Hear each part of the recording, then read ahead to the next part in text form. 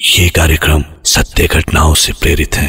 जिनके साथ ये घटनाएं घटी उसकी वास्तविकता उन्हीं तक सीमित है। भूत प्रेतों और अपसामान्य विषयों के होने पर चैनल कोई दावा नहीं करता और ना ही प्रोत्साहन करता है।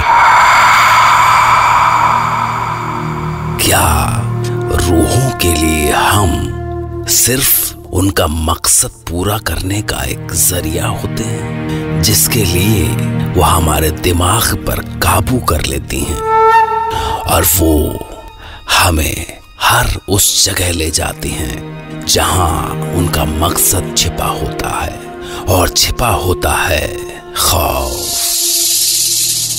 मैं डॉक्टर नागर, पेशे से मनोवैज्ञानिक और पैशन से ह्यूमन माइंड का फैन, हर बार आपके पास लेकर आता हूं मुझसे मिले कुछ लोगों की आप बीती, कुछ घटनाएं जिन्हें सुनकर हम सोचने पर मजबूर हो जाते हैं।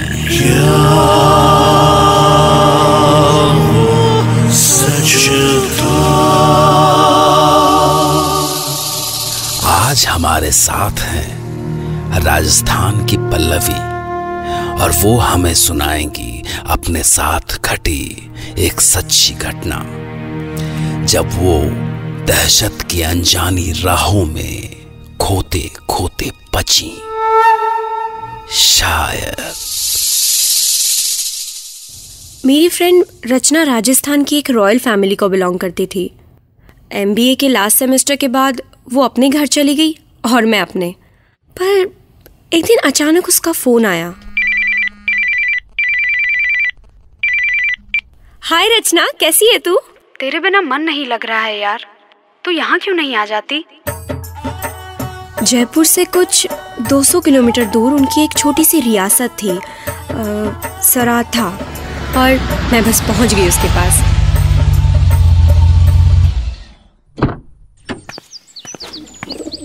हे पल्लवी, वेलकम। कैसी है तू रचना? ओहो, तू तो काफी मोटी हो गई है। आजकल माँ के हाथ का खाना जो खा रही हूँ।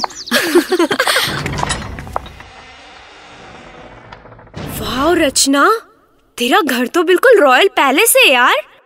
रचना ने अपने पेरेंट्स से इंट्रोड्यूस कराने के बाद मुझे मेरा रूम दिखाया। ये रहा तेरा रूम, ला बैग ला, रख देती हूँ। That's not fair यार, इतने दिनों के बाद मिले हैं हम लोग, and I'm going to stay with you only। यार खूब सारी बातें करेंगे। ओके बाबा, चल साथ ही रहेंगे। रचना ने मुझे बताया कि वो हवेली उनके लिए भी नई थी। पिछले सैकड़ों सालों से प्रॉपर्टी डिस्प्यूट के चलते हवेली बंद पड़ी थी। But you know what, Haveli was awesome. कुछ ऐसी अजीब सी कशिश थी उसकी दीवारों में। ना जाने कितनी यादें समेटी हुई थी अपने में उन दीवारों ने। उस रात हम दोनों की आंखें बातें करते हुए ना जाने कब लग गईं। पर आधी रात को अचानक कौन है? रचना? रचना तो यही है, फिर ये किसकी आवाज है? मैंने उठकर डोर चेक किया, वो अच्छी तरह बंद थे। फिर से वही पायलों की आवाज। मुझे लगा जैसे कोई छोटा बच्चा मुझे देख के पर्दों के पीछे छिपा। Who is there? कौन है? वहां कोई बच्ची थी। मैं बुरी तरह से डर गई थी, पर हिम्मत करके उठकर गई और उठकर पर्दे के पीछे देखने की कोशिश की। तभी क्या हुआ पल्लवी? रचना, तू आधी रात को यहाँ क्या कर रही है? यहाँ कोई था, कोई बच्ची। पगली, वहम हो गया है तुझे। रचना ने मेरी बात को इतना लाइटली क्यों लिया? मैं सोने की कोशिश करने लगी, पर मेरा दिल कह रहा था वो सब वहम नहीं हो सकता। तभी एक आवाज आई। जिया, उठो ना जिया।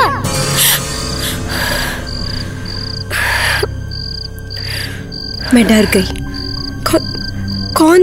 कौन किसको बुला रहा था? मैं पूरी रात सो नहीं पाई थी, इसलिए अगले दिन बहुत लेट उठी। ओए कुंभकर्ण, उठ, जल्दी से तैयार हो जा, गुरुजी आए हैं। कौन गुरुजी? कुछ तो था जो रचना मुझसे छिपा रही थी। मैं तैयार होके नीचे पहुंची तो सारे फैमिली मेंबर्स के बीच एक ग्रेसफुल महात्मा बैठे हुए थे। गुरुजी, यही है रचना की सहेली। शुभम श्रेष्ठम, मेरे पास आओ बेटी, यहाँ बैठो। चेहरे का तेज सूर्य प्रबल है, परंतु कुछ दिनों तक सावधान रहना बेटी। हाथ आगे बढ़ाओ। गुरुजी ने मेरे हाथ में कोई अभिमंत्रित धागा बांधा।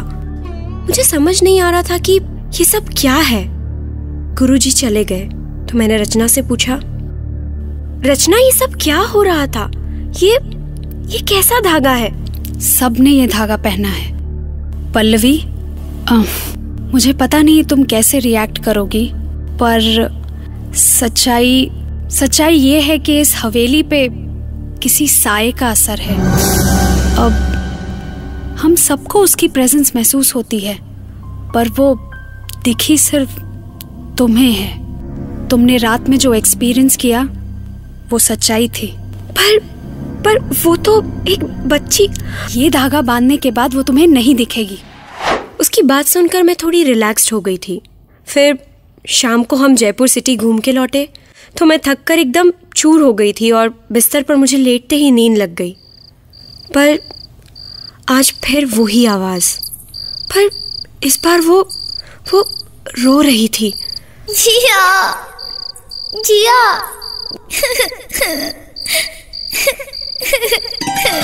मैं चौंक के उठी तो मैंने देखा उसी बच्ची का साया मेरे सामने खड़ा था, बिल्कुल मेरे सामने। मैंने धीरे से रचना को आवाज दी, रचना। पर वो अपने बिस्तर पे नहीं थी। मैंने पूछा,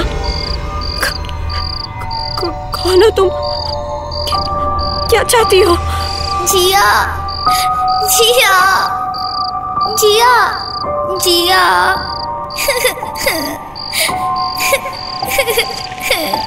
उसकी रोने की आवाज मुझे अंदर तक हिला गई।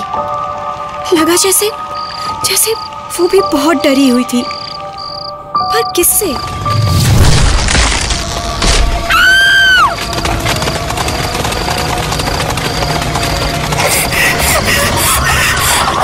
ये रही वो काफिर बच्ची, पकड़ लो, भागने ना पाए।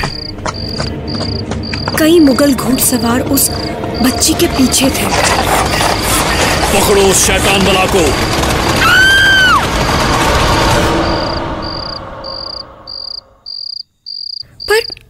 पर अगले ही पल वहां सब कुछ एकदम शांत हो गया। बस वो अपने पीछे एक टूटा दरवाजा छोड़ गए थे। पर मुझे अभी भी एक दूर गलियारे से किसी की सिसकने की आवाज आ रही थी। मैं उस ओर बढ़ी और मैं एक बहुत पुरानी लकड़ी की कार्विंग की हुई ह्यूज अलमारी के सामने खड़ी थी। आवाज शायद उसी में से आ रही थी। मैंने उसे खोलने की कोशिश की। उफ, शायद बहुत पहले से जाम है। और जब वो खुली तो पर अंदर तो कोई नहीं था। मुझे साफ सुनाई दिया कि किसी ने कहा, आ गई जिया। कौन है ये जिया? और वो बच्ची उसे क्यों बुला रही थी? सुबह मैंने सारी बात रचना को बताई तो रचना मुझे हवेली से दूर गांव की किसी एक बुजुर्ग के पास लेकर गई। उनके दादा परदादा मुगलों के ज़माने से उस हवेली में काम किया करते थे। और फिर उस बुजुर्ग ने हमें कहानी बताना शुरू की। 300 साल पुरानी बात है। मुगलों का राज था। तब ये हवेली बन रही थी। वहीं पास में एक मंदिर में पुरोहित का परिवार था। एक बूढ़ी माँ, पुरोहित जी की औरत, 2 लड़कियां, एक 7 बरस की, दूसरी 16 की। पर ना जाने किस बात पर मुगल दीवान पुरोहित के परिवार को खत्म करने पर उतारू हो गया।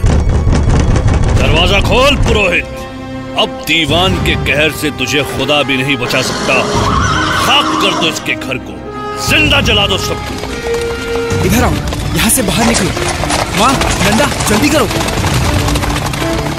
पर पुरोहित की बड़ी बेटी मुगलों के हाथ लग गई। बाबा, बाबा, बाबा, बाबा बचाओ मुझे। जिया बेटा, बाबा, जिया। बाबा, ले चलो इसको, ये हमारा मत छूना मुझे। दिल बहलाएगी। मैं जान दे दूंगी। नहीं।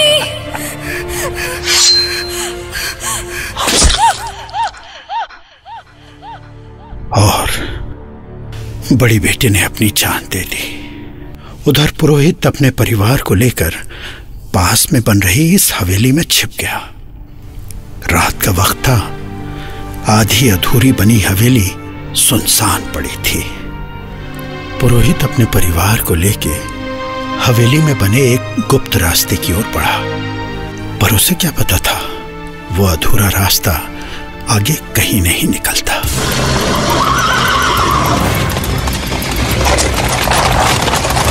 हो रहा पुरोहित का परिवार। पुरोहित! भागो, भागो, भागो अंदर, छिप जाओ। सरकार, इसी रास्ते से वो अंदर गए। जाने कैसे उस रास्ते का मुंह बंद हो गया। तो क्या हुआ? दीवार चुनवा दो उस दरवाजे पर, भूखे प्यासे वहीं मर जाएंगे सब। पुरोहित का परिवार उसी गुप्त रास्ते में जिंदा दफन हो गया। आज भी वहीं कहीं उन सब की तड़पती रूहें भटक रही हैं।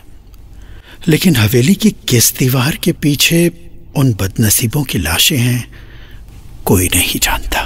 पर मैं जान सकती हूँ बाबा। पर कैसे? वो बच्ची मुझे कहीं ले जाना चाहती है। शायद उन्हीं बदनसीबों के पास। जिया, जिया, जिया, जिया। इस बार ये आवाज सुनकर ना मैं चौंकी ना घबराई। जाने क्या था उस आवाज में कि वो दिल को छू जाती थी। उस बच्ची का साया आगे आगे था और मैं उसके पीछे पीछे सम्मोहित सी बढ़ती जा रही थी। आओ ना जिया, इधर आओ ना जिया, जिया इधर आओ ना जिया। मेरे देखते ही देखते वो साया फिर से उसी अलमारी में समा गया। मगर जब मैंने उसको खोला तो बचाओ जिया, जिया बचाओ।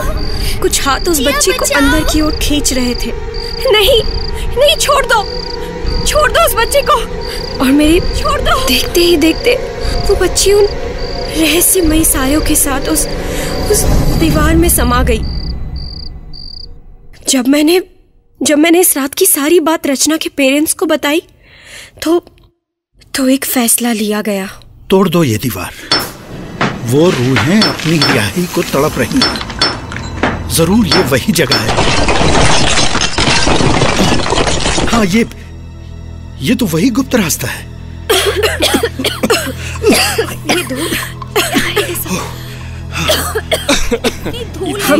हम जालों को हटाते हुए जैसे ही अंदर बढ़े तो सामने धूल में लिपटे कुछ कंकाल बिखरे थे। हाँ, ये रही। यही है उस पुरोहित के परिवार की लाशें। बदनसीब, या इलाही, इनकी रूहों को सुकून बख्श। उन लाशों में एक छोटी बच्ची का स्केलेटन भी था। शायद उसी बच्ची की लाश जो रात में मुझे आवाज देती थी। उन कंकालों का अंतिम संस्कार हो जाने के बाद मुझे उस बच्ची की आवाज फिर नहीं सुनाई दी। जिस काम के लिए उसने मुझे चुना वो पूरा हो चुका था। पर उसने इस काम के लिए मुझे ही क्यों चुना? और वो मुझे जिया क्यों कहती थी? बाबा, इस बच्ची का नाम क्या था? शायद सुकुमा। और उसकी बड़ी बहन जिसने अपनी इज्जत बचाने के लिए जान दे दी, उसका नाम क्या था? उसका नाम जिया। तो क्या पल्लवी जिया का ही पुनर्जन्म था? और क्या पल्लवी का छुट्टियों में अपनी फ्रेंड के घर आना कोई इत्तेफाक नहीं था, बल्कि उसे सुकुमा ने बुलाया था एक मकसद के लिए? सोचिए, क्योंकि कल रात मैं फिर तैयार रहूंगा आपके लिए एक नई घटना लेकर, जिसे सुनकर पल्लवी की तरह आप भी कह पड़ेंगे,